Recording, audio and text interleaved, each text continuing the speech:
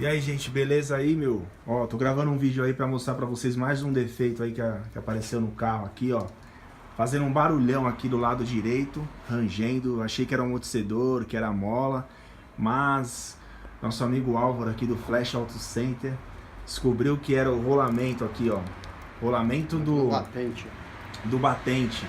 E aí eu já fiz a compra do kit, paguei R$150 na RV Autopeças. E aí vamos trocar aqui. Ó, se estiver na Zona Norte, vem aqui no Flecha, Avenida Imirim, 807. Os caras são bons, são honestos e fala a real o que tá acontecendo no teu carro, certo? Então, ó, barulho do lado direito do carro aqui rangendo não era amortecedor, era só o kit de rolamento aqui, ó. Então, antes de sair trocando tudo, vá num mecânico de confiança. Se estiver na Zona Norte, cola no Flecha, beleza? E é isso aí, gente. Tamo junto.